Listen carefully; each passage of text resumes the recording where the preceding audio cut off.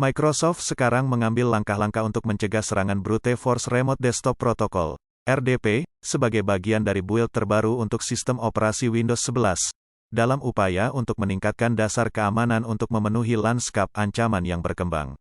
Untuk itu, kebijakan default untuk build Windows 11 khususnya, Insider Preview Build 22528.1.000 dan yang lebih baru, akan secara otomatis mengunci akun selama 10 menit setelah 10 upaya masuk yang tidak valid. Win 11 Build sekarang memiliki kebijakan penguncian akun default untuk mengurangi RDP dan vektor kata sandi brute force lainnya.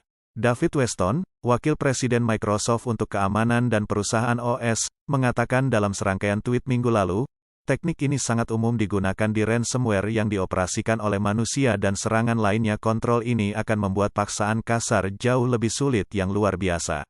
Keamanan cyber perlu ditunjukkan bahwa meskipun pengaturan penguncian akun ini sudah dimasukkan ke dalam Windows 10, itu tidak diaktifkan secara default.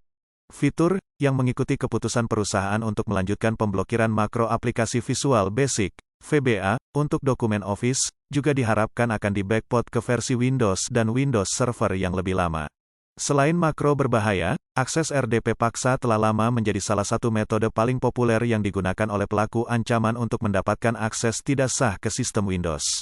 Lockbit, yang merupakan salah satu geng ransomware paling aktif di tahun 2022, diketahui sering mengandalkan RDP untuk pijakan awal dan aktivitas lanjutan. Keluarga lain yang terlihat menggunakan mekanisme yang sama termasuk Conti, HIV, PYSA, Krisis, Samsam, dan Dharma. Keamanan cyber, dalam menerapkan ambang batas baru ini, tujuannya adalah untuk secara signifikan mengurangi efektivitas vektor serangan RDP dan mencegah intrusi yang mengandalkan tebakan kata sandi dan kredensial yang dikompromikan. RDP pemaksaan brutal adalah metode paling umum yang digunakan oleh pelaku ancaman yang mencoba mendapatkan akses ke sistem Windows dan mengeksekusi malware, kata Zscaler tahun lalu. Aktor ancaman memindai port RDP yang terbuka untuk umum untuk melakukan serangan brute force terdistribusi. Sistem yang menggunakan kredensial lemah adalah sasaran empuk, dan, setelah disusupi, penyerang menju. Akses ke sistem yang diretas di web gelap ke penjahat dunia maya lainnya. Yang mengatakan, Microsoft, dalam dokumentasinya, memperingatkan potensi serangan penolakan layanan, DOS, yang dapat diatur dengan menyalahgunakan pengaturan kebijakan ambang penguncian akun. Seorang pengguna jahat dapat secara terprogram mencoba serangkaian serangan kata sandi terhadap semua pengguna di organisasi.